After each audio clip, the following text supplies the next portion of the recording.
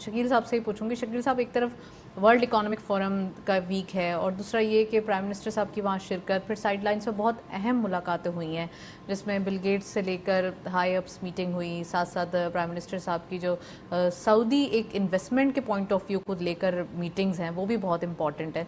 तो कैसे देख रहे हैं ये पूरा वीक, और साथ साथ जो वर्ल्ड इकोनॉमिक फोरम में हमेशा से पेशरफ्त होती है और इकोनॉमी की बात होती है, तो पाकिस्तान के लिए अपनी इकोनॉमी को, अपने इकोनॉमी के परसेप्शन को पूरे वर्ल्ड में ठीक करना और साथ साथ अपने इकोनॉमिक नंबर्स को जनरेट करना कितना ज़रूरी है?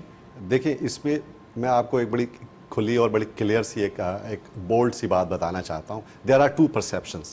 एक परसेप्शन होता है गवर्नमेंट का परसेप्शन होता है। अब वो गवर्नमेंट का परसेप्शन आप नज़र आ रहा है कि government is been trying to revamp the economy, उसको रेक्टिफाई करने की चीज़ों को कोशिश कर रही है, अपने रेवेन्यू टारगेट्स को इंक्रीज करने की बात कर रही है, फॉरेन इन्वेस्टमेंट्स को अट्रैक्ट करने की बात कर रही है, आईएमएफ के साथ जल्दी जल्दी बेहतरीन मुआहदे करने की कोशिश कर रही है ताकि जो डिफॉल्ट के 1 साल पहले खतरात थे मुल्क के अंदर वो ख़त्म हो जाएं और पाकिस्तान की इकॉनमी ट्रैक पर आ सके।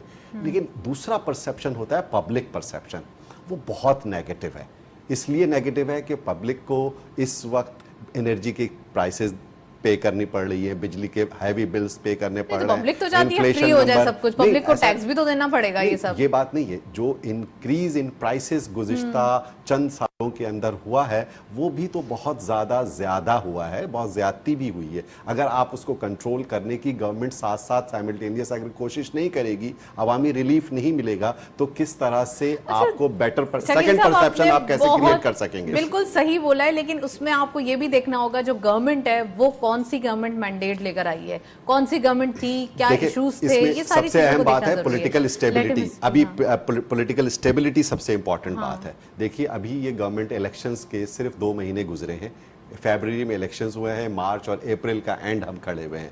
इस 2 महीने में हम गवर्नमेंट से बहुत कुछ एक्सपेक्ट नहीं कर सकते, ये एक नेचुरल सी बात है। लेकिन अवामी तवक्कुआत और उम्मीदें बहुत ज़्यादा होती हैं और जिस मैंडेट के साथ गवर्नमेंट आई है उसको चलना चाहिए, गवर्नमेंट को आगे बढ़ना चाहिए, गवर्नमेंट को अपने काम करने चाहिए, पॉलिटिकल स्टेबिलिटी आनी चाहिए। सबसे इंपॉर्टेंट बात यह है कि गुज़िश्ता चंद महीनों से नहीं बल्कि चंद सालों से मुल्क एक खलफिशार का शिकार था, अनसर्टेनिटी थी। पॉलिटिकल स्टेबिलिटी तो आ गई ना। अब वो पॉलिटिकल स्टेबिलिटी आ गई। अब गवर्नमेंट को तमाम तर इख्तियारात हैं कि वो बेहतर से बेहतर मेजर्स ले। वो इकोनॉमी को रेक्टिफाई करने की कोशिश कर रही है, वो गवर्नमेंट चलाने की कोशिश कर रही है। अब उसको कोई हर्डल बज़ाहिर नजर नहीं आ रही, लेकिन अब आवाम भी इंतजार कर रही है कि उसे रिलीफ मिले। अमीन साहब, शकील भाई आप बिल्कुल सही कह रहे हैं, मैं आपसे एग्री करता हूँ। आप आवाम की अगर तवक्कुआत काफ़ी हैं, लेकिन मसला है कि गवर्नमेंट की भी इश्यूज है, फिस्कल स्पेस है नहीं। आप बिल्कुल नेक थक हैं, आपने बोरोइंग की हुई है, आपके रिजर्व्स के मसले हैं, आपका फिस्कल का मसला, आपने बोरोइंग की हुई है बैंकों से, तो वो हमें स्पेस ही नहीं है। देखिए ये क्या होगा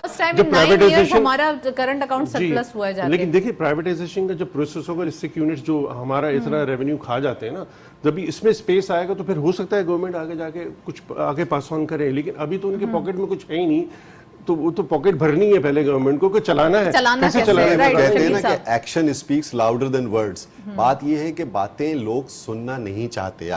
अब people are waiting for the actions. बात यह है कि अगर कल बिजली का बिल पिछले महीने और आज फी यूनिट प्राइसेस बढ़ती हैं तो लोगों के ऊपर बर्डन पड़ता है। दूसरी बात यह है कि आज 290 रुपए लीटर पेट्रोल की प्राइसेस है, कल 300 रुपए से ऊपर चला जाता है तो पब्लिक के ऊपर प्रेशर पड़ता है। वो ये नहीं जानते कि आपकी आईएमएफ से क्या अंडरस्टैंडिंग है। शकील साहब, जब घर में कोई प्रॉब्लम आती है तो तमाम घर वालों के ऊपर वो उसका असर होता है। तो अगर कोई मुल्क में प्रॉब्लम आएगी या कोई इश्यूज, फाइनेंशियल इश्यूज हैं, तो तमाम मुल्क के लोगों को साथ देना पड़ेगा। अब हम मैक्रो इकोनॉमिक अगर लेवल के ऊपर हम बात करते हैं, I am not talking about the micro level के ऊपर, हम मैक्रो लेवल के ऊपर बात करते हैं कि जी डेफिसिट को कंट्रोल करने की गवर्नमेंट कोशिश कर रही है, आईएमएफ के साथ मुआहदे को मजबूत करने की कोशिश कर रही है ताकि पाकिस्तान का इकोनॉमी ट्रैक के ऊपर आ सके, एक्सटेंडेड फैसिलिटी इंक्रीज करे, एसआईएफसी के जरिए सऊदी इन्वेस्टमेंट्स आने की बात हो रही है। ये सारी बहुत अच्छी बात है, मगर गवर्नमेंट पाकिस्तान ये देख रहा है क्या प्राइवेटाइजेशन के ऊपर अभी तक कोई काम हुआ? यकीनन पीआईए पे बहुत काम हो रहा है,